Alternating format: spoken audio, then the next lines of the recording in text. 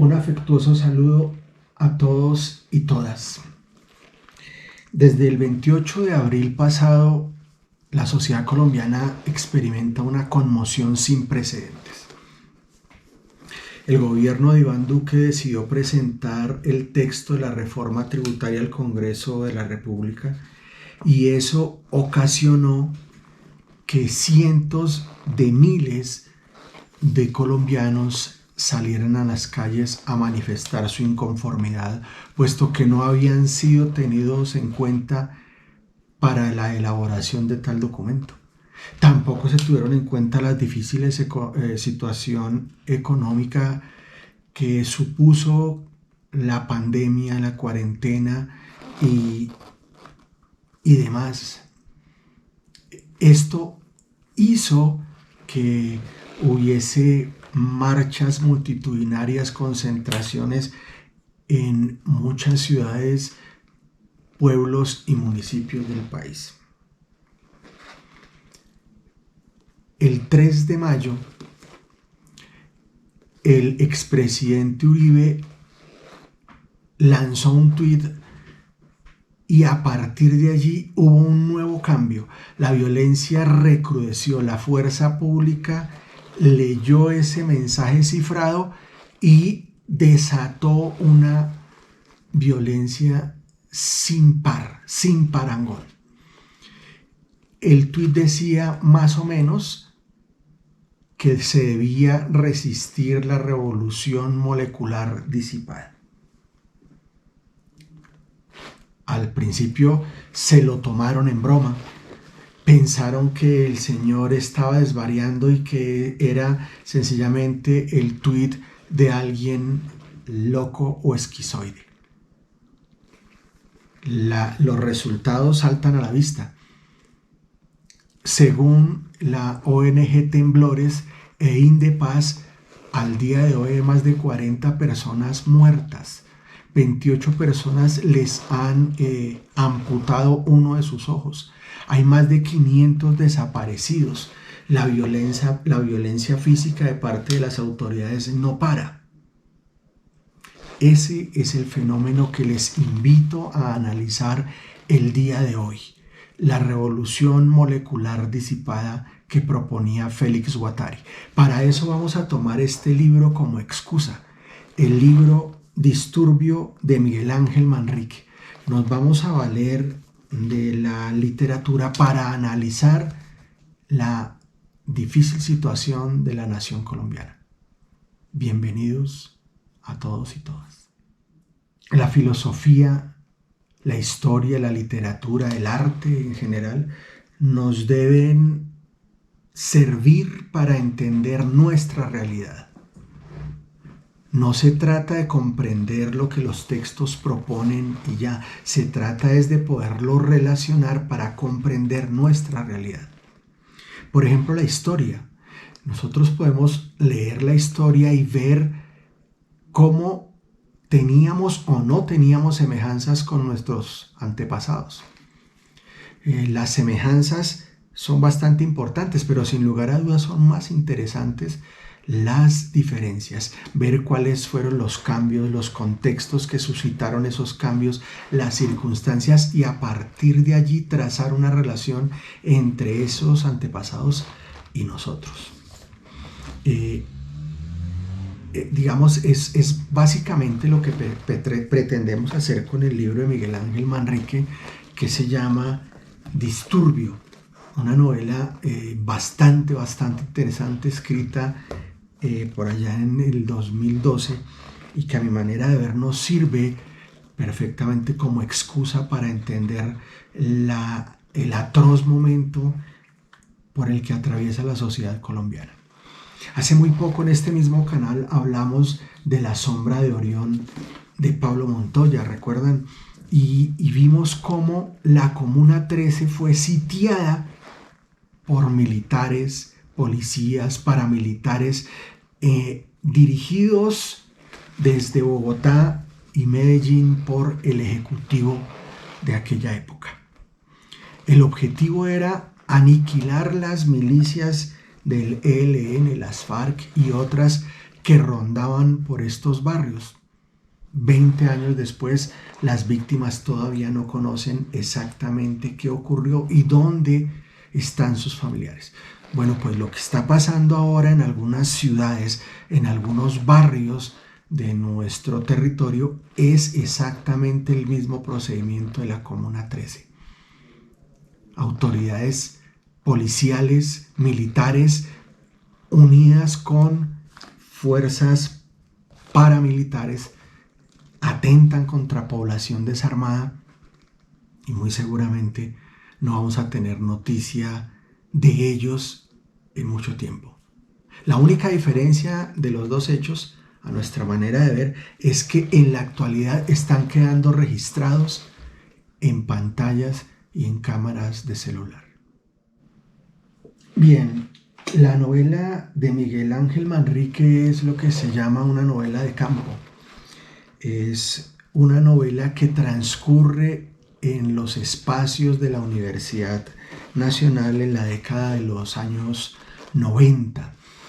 Dentro de sus salones, sus laboratorios, su biblioteca se desarrolla esta historia. Específicamente en la Facultad de Ciencias Humanas, en la carrera de literatura. Manrique nos describe unos profesores un tanto suprarrepresentados, bastante soberbios, ególatras con el conocimiento que han logrado acumular a lo largo de muchos años, la cantidad de títulos que tienen para respaldar tal conocimiento, y lo usan fundamentalmente para humillar a sus estudiantes e imponerles unos patrones, un canon de literatura de acuerdo con el cual se deben mover los estudiantes. La carrera se fundamenta en establecer la crítica literaria, la teoría literaria que se necesita para que los estudiantes adquieran un molde, adopten un molde, y se les deja claro desde el principio que no va a haber posibilidad de que se conviertan en escritores. Están allí sencillamente para aprender una normativa, y es lo que la universidad a través de sus profesores va a hacer. Mientras los profesores manejan ese discurso público, en privado leen autores que ellos mismos no autorizarían. Ven la televisión que en público les dicen a sus estudiantes que es cultura popular. Escuchan música que suena en las estaciones de radio. Es decir, son fruto de toda una contradicción. Ese lenguaje que han venido diciendo los profesores ha permeado a los estudiantes, y dentro de ellos se ha establecido una competitividad absurda por ver quién logra figurar, ¿verdad? Entonces han establecido una clasificación dentro de ellos. Hay básicamente tres grupos. El primero son los intelectuales, aquellos que han aprendido el esquema que la universidad pretende imponer. Y dentro de ese esquema, pues quiere decir que manejan los autores, las obras, las teorías, y se preocupan por sacar buenas notas, por participar en ponencias, por hacer ensayos, es decir, por agradar al poder establecido. Los otros son los vagos, aquellos que fallan continuamente a clase, que se van de rumba, que se dedican a fumar marihuana, que se van a la plaza Freud, etcétera, que digamos no viven en función de la academia, sino que tienen otra vida. Y el tercer grupo son los innombrables, los pobres, los que no tienen para comprar los libros, los que no pueden ir a seminarios, los que no pueden ir a conferencias porque su capacidad económica no se los permite. Bien, fundamentalmente hay dos hechos que mueven esta historia. Uno es una protesta que se va a organizar porque el presidente George Bush va a llegar en 1990 a visitar a Colombia por el tema de la lucha antidrogas. Las organizaciones al interior de la universidad no están de acuerdo con esa política y van a hacer un tropel enorme ese día. Ese día va a coincidir con el segundo hecho, que es un encuentro internacional de literatura. El tema es literatura y erotismo en la novela colombiana. Para eso los estudiantes de la carrera de literatura están organizando ese encuentro junto con sus profesores y van a traer a un importante crítico francés. Los dos hechos van a tener ocurrencia el mismo día. Y la organización que comanda el tropel, una organización que se llama ACME, ha reclutado a más o menos 200 jóvenes y los ha dotado de molotovs, de petardos y de los demás instrumentos necesarios para hacer una enorme pedrea. El protagonista de este relato se llama Manuel Martínez. Es un estudiante de sexto semestre de literatura que no tiene amigos, deambula por la universidad solo, no se preocupa de su aspecto físico, sus ropas están raídas, no se acicala, no le agrada a nadie en la comunidad, entonces está por fuera de los grupos que anteriormente hemos dicho. En los baños se leen grafitis contra Manuel Martínez. Todo esto empieza a cambiar debido a que una vez un compañero le recomienda calvearse, a usar un atuendo más agresivo, y así lo hace, y cuando cambia el atuendo su personalidad adquiere una seguridad que antes no tenía. Es allí cuando empieza a agradar a Sara. Sara, quien es la novia de Omar Hernández, el intelectual más importante que hay en sexto semestre y el líder de la organización que está detrás de la protesta, la organización ACME. Es un intelectual que se preocupa por saber, pero no para descubrir el placer que tiene el conocimiento, sino para usar el conocimiento e imponerse así a los demás.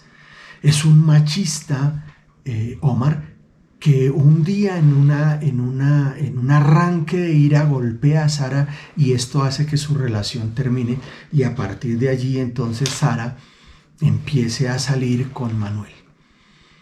Se siente herido en su orgullo de macho alfa Omar Hernández y entonces planea la venganza. El día del tropel va a acabar con el Encuentro Internacional de Literatura que se lleva a cabo en el Salón de Conferencias aledaño a la Biblioteca Central. Por lo tanto, ese día ordenará que se cierre la biblioteca por la parte externa y se prenda fuego y que mueran todos. Y además, obviamente, se van a prender los libros. Al final, pues es obviamente aterrador, van a morir muchas personas. La señora que atiende la biblioteca morirá dentro de la biblioteca, consumida con los libros, y esto nos recuerda a Ray Bradbury en Fahrenheit 451, cuando Guy Montag observa a una mujer que se prende fuego con los libros que en ese relato eran prohibidos. De acuerdo con las tesis de Carlos Marx, en la sociedad hay una disputa entre dos clases sociales antagónicas y dialécticas. De un lado están los proletarios, que lo único que tienen para ofrecer en el sistema de producción pues son sus manos, su mano de obra y el tiempo que dedican al trabajo. Y de otro lado están los dueños de los medios de producción, que se benefician del trabajo de los proletarios y que procuran al máximo hiperexplotarlos, porque en la medida en que haya más horas de trabajo, habrá más productos y menos salario real. Por lo tanto, pues las ganancias serán más amplias para quienes sean los dueños de los medios de producción. La sociedad contemporánea es una sociedad desligada de la producción. La mayoría de las personas ya no pueden participar en el sistema productivo.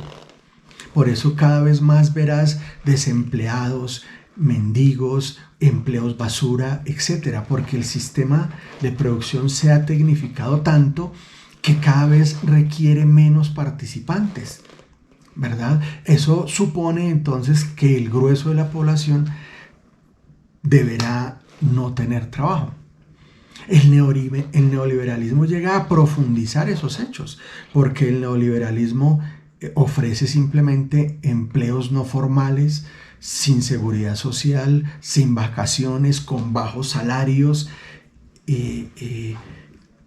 Esa es la contradicción del capitalismo, ¿verdad? Porque el capitalismo, de un lado, te estimula a la compra, te ofrece productos, te dice que a través de ellos puedes acceder a la felicidad, pero del otro lado no te ofrece los medios para acceder a esos productos. Por lo tanto, hay una frustración que se va acumulando, que se va convirtiendo en rabia, y es en el momento en que los jóvenes salen a la calle a reclamar las oportunidades que saben que no tienen. No hay educación, no hay empleo, y lo único que se percibe es hambre en el horizonte. Por lo tanto, pues no deben ser expertos para saber de economía, y reconocen pues que reformas como la que propuso el gobierno de Duque pues simplemente va a privilegiar a una clase ya privilegiada y va a generar inequidad, y para ellos pues no va a haber nada. Eso quiere decir entonces que se vino un montón de gente a las calles a manifestarse, a plantarse allí, y eso tomó descuidados a los gobernantes, que no vieron venir esta multitud, y ahora pues no saben cómo negociar, no saben con quién negociar, porque es una multitud amorfa, sin líder, sin partidos, sin grupos, aparentemente sin causas. Por eso prefieren culpar a los conspiradores rusos, venezolanos, a Petro, a quien sea, porque ellos piensan que esa multitud le obedece ciegamente a alguien, ¿verdad? No se han dado cuenta que sencillamente son miles y miles de deseos frustrados que están en la calle reclamando algo para ellos. Fíjense que la estrategia de asesinar líderes que representaban a movimientos no les ha salido tan bien, porque esos líderes, ellos pensaban que los líderes eran las raíces del árbol, y que al cortar la raíz el árbol iba a fenecer. Pues no eran árboles, eran pastos, y el pasto crece en toda parte. Donde menos te lo imagines aparece el pasto, sin control, sin nada. En 1980, Gilles Deleuze y Félix Guattari escribieron un libro que se llama 1000 mesetas, capitalismo y esquizofrenia. Y la tesis central de ese libro es que el capitalismo aniquila los deseos, propone un montón de deseos que van aniquilando los deseos individuales del ser, y hacen que el ser se vaya a perseguir los deseos que el sistema impone y no sus auténticos deseos. ¿Sí? En uno de los capítulos de ese libro, que se llama Lo liso y lo estriado, nos habla de que el sistema establece condiciones económicas limitantes que van a terminar por generar desequilibrios mentales que en determinado momento, como un ladrón, van a saltar cuando menos se lo espere. ¿Sí? La sociedad impone una estructura a través de regulaciones, de horarios, de normas, de esquemas.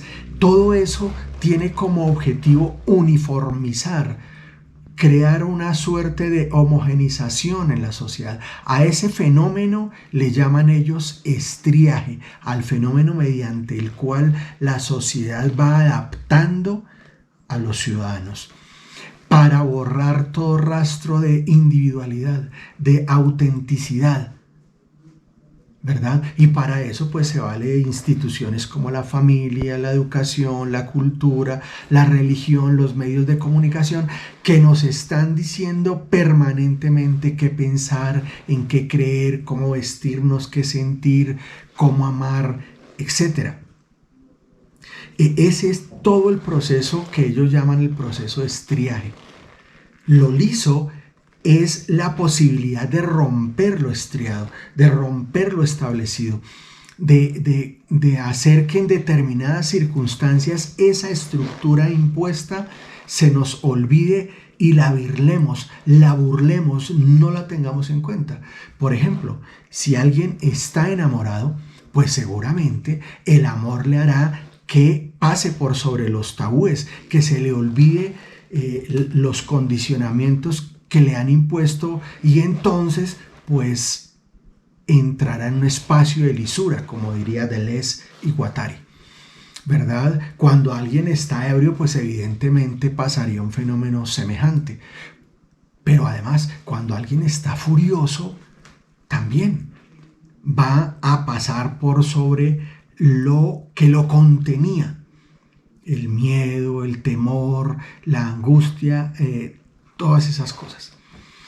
Las ciudades son los espacios estriados, que el hombre ha venido construyendo, que la sociedad capitalista ha venido construyendo y la interacción de los seres humanos está ajustada y mediada por las regulaciones que la sociedad determina. En medio de esa sociedad todos tenemos identificación, tenemos un patrón, hay unas coordenadas mediante las cuales somos ubicados, unos GPS que nos determinan. Realmente es muy difícil escapar al estriaje, a no ser, ¿verdad?, que como el título de su libro lo dice, acudamos a la esquizofrenia. Acuérdate que la esquizofrenia tiene que ver con construir un mundo paralelo en el cual la persona trastornada se mete para tratar de olvidarse del mundo exterior, ¿sí? Y de las regulaciones tan difíciles que este mundo exterior trae. ¿Cómo se percibe lo liso y lo estriado dentro de la novela de Miguel Ángel Manrique? Pues bueno, a través de los profesores que establecen, que son reproductores de un sistema canónico conformado por las autoridades académicas y obligan a que sus estudiantes sencillamente reafirmen los conocimientos que se deben reafirmar a través de pruebas, a través de exámenes, a través de la convalidación de toda la estructura institucional. Manuel empezó siendo liso, no se adaptaba, ¿sí? Como que no era aceptado y se dio cuenta que cambiando su look podía pertenecer, ¿verdad? Y eso fue exactamente lo que hizo. Quizá el mejor ejemplo de lisura es el papá de Manuel, un tipo que era carpintero, que vivía de su salario, que se mamó de trabajar, que se mamó de su esposa, que se cansó de su hijo y decidió escribirles una carta y abandonarlos. Se puso a consumir alcohol, bazuco, boxer, a deambular por la ciudad en las noches mientras los demás duermen, a llevar una vida en un horario totalmente contrario, en unas condiciones totalmente distintas a las de los demás, hasta que terminó siendo un marginal, alguien que no se baña, que no se asea, que se dedicó a consumir píldoras, medicinas, drogas, en fin, hasta que terminó pues obviamente llevado de la esquizofrenia en un mundo ido, ¿verdad? Totalmente. Fíjense en esto, por favor. El 27 de abril, la noche anterior al paro, una magistrada emitió un comunicado mediante el cual prohibía la movilización, porque según ella la pandemia estaba desatada y entonces si las personas iban a la marcha pues se iba a desatar aún más. Asimismo, los medios insistían en que el COVID estaba terrible y que por lo tanto lo mejor era que nadie fuera a protestar. Y además habían alcaldes que decían, no, pues bueno, está bien, protestemos, pero por internet, hagamos movilizaciones, huelgas, etcétera, por internet. Con todo y esas reglamentaciones, a un buen número de personas les importó muy poco y se fueron a las calles a liberar la insatisfacción contenida durante muchísimo tiempo. Es decir, reafirmaron una potencia de lisura que llevaban guardada allí, y por eso fíjense que a los 2 o 3 días después retiraron la reforma y eso no significó nada. La gente siguió en la calle. ¿Por qué? Porque todavía tienen sueños, deseos contenidos ahí, cosas que no han podido concretar y que esperan poder hacerlo. Hay un ejemplo que me sirve para afirmar esto que estoy diciendo, y es el del alcalde de Cali. El alcalde de Cali se la pasó una mañana entera negociando con unas personas que estaban imponiendo un bloqueo en una de las avenidas. Y entonces llegaron a unos acuerdos, los firmaron y al día siguiente el bloqueo continuaba. Entonces el alcalde nuevamente fue con sus empleados allí a ver qué pasaba, y resulta que en ese puesto estaban otras personas. Y esos que estaban allí le dijeron, no, nosotros, eso no es lo que nosotros queremos. Lo que nosotros queremos es otra cosa muy distinta, y los que están ahí firmando no nos representan. Las sociedades no son entidades fijas, dirá Guattari. Las sociedades son entidades que están agitándose permanentemente. Lo que pasa es que quizá no lo vemos. Si dentro de esa agitación hay miedos, deseos, odios, rabias que no se pueden percibir porque se desarrollan en el nivel micro de la sociedad, en el nivel más chico de la sociedad. A ese nivel le llama él lo molecular. Luego, si queremos ver una sociedad y ver esas agitaciones, tenemos que ver el nivel molecular, dirá Guattari. En el nivel macro, en el nivel amplio, ahí no se van a ver las agitaciones. A ese nivel amplio le llama él lo molar, como el ser humano, ¿sí? Aparentemente la mente humana a nivel molar, es decir, a nivel amplio, no cambia. No se ven mayores alteraciones, pero si la viéramos molecularmente, pudiéramos darnos cuenta que la mente humana está llena de contradicciones, de miedos, de inestabilidades, de inseguridades que no podemos controlar, además. Y no podemos controlar porque vienen dadas desde el subconsciente. Y entonces el inconsciente, pues evidentemente no lo podemos manejar.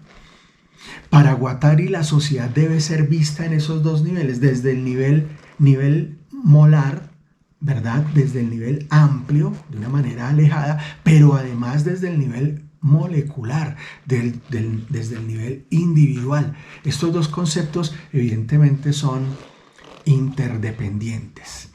Hemos dicho que el capitalismo crea una estructura que afecta los sentimientos, los deseos, los miedos del ser humano.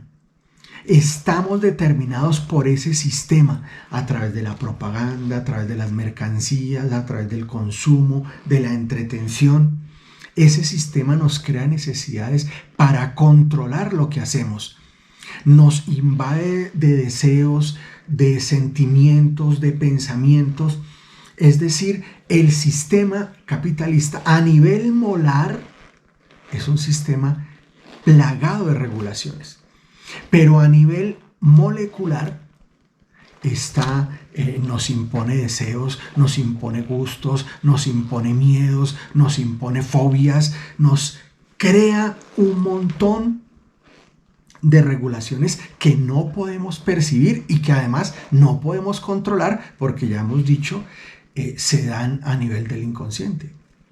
Recuerden que Freud, en su teoría del psicoanálisis, dice que en el inconsciente se almacenan todas nuestras represiones.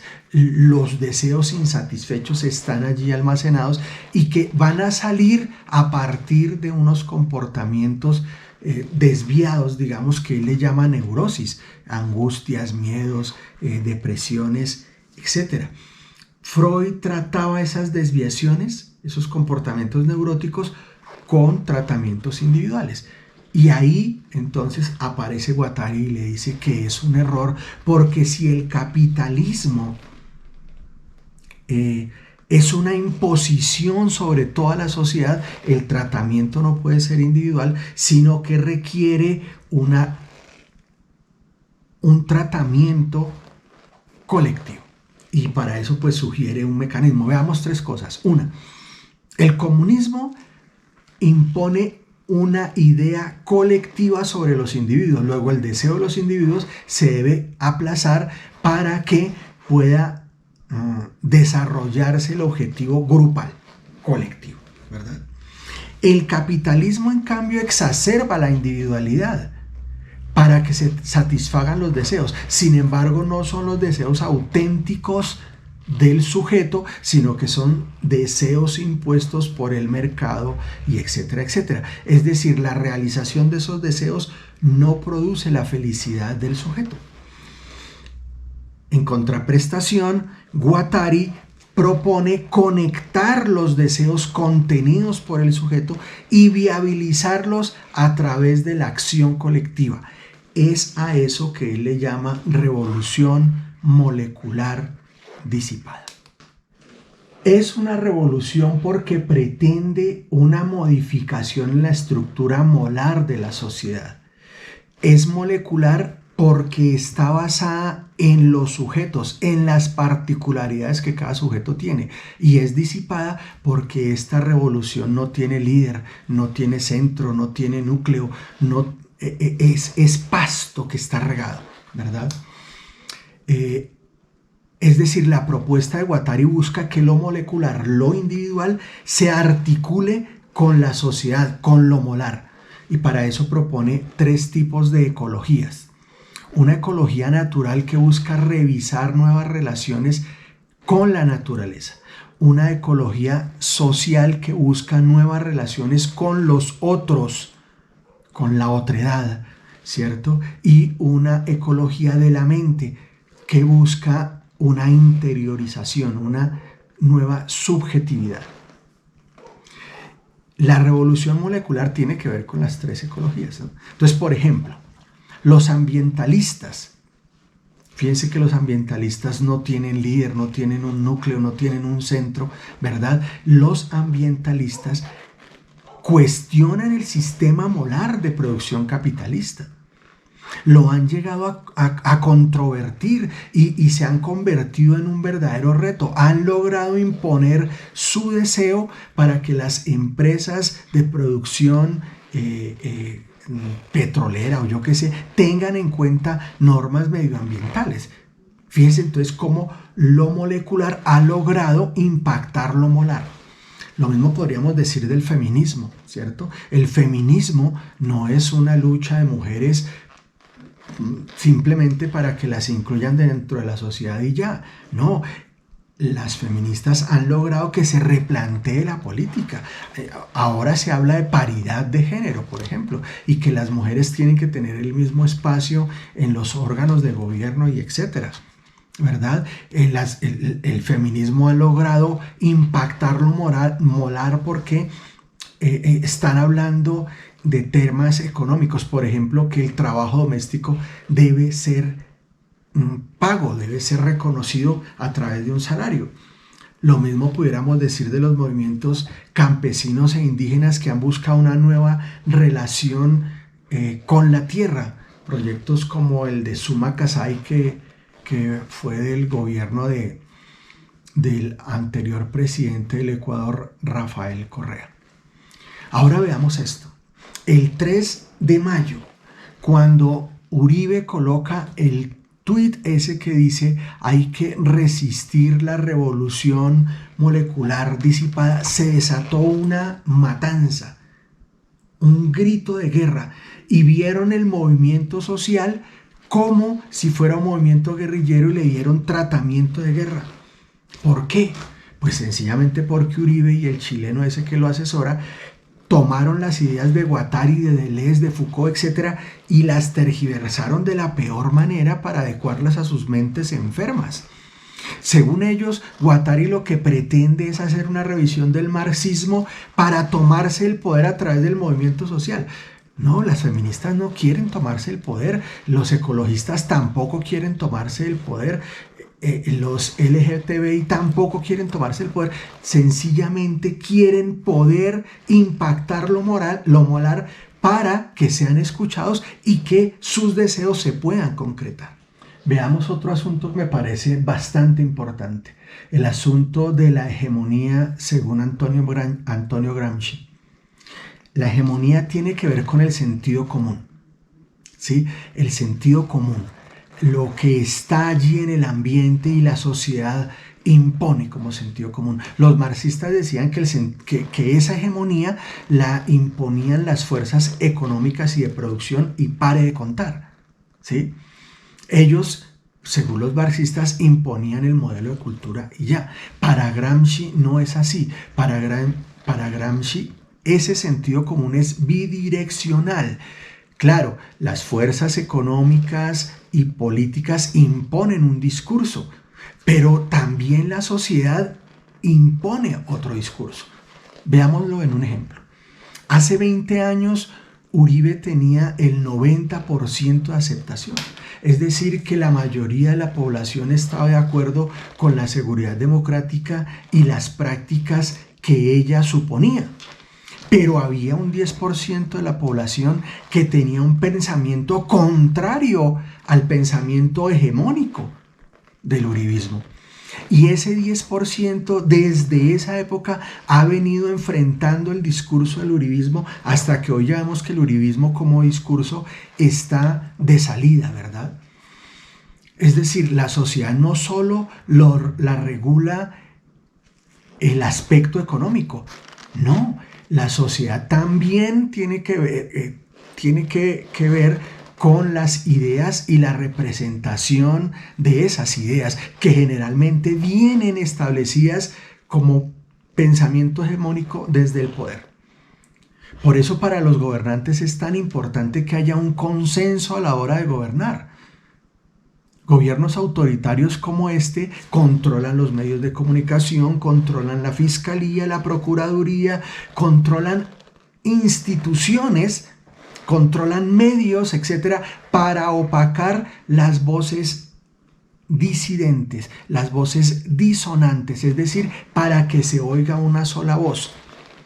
Por eso tú prendes la tele y vas a ver los canales tradicionales y te hablan de que hay una conspiración internacional para derrocar a Duque, ¿verdad? Que el movimiento social está infiltrado por Rusia, La Habana, Moscú, Irán, yo qué sé. No han podido ver que lo que hay allí es un montón de gente oprimida y frustrada por este sistema. Por eso recurren al discurso paranoico. El discurso paranoico, de acuerdo con Guattari, le da preeminencia a lo molar.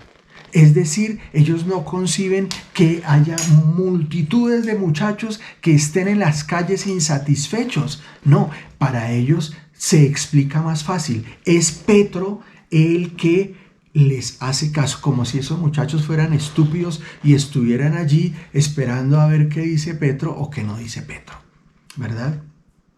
El fascismo es paranoico.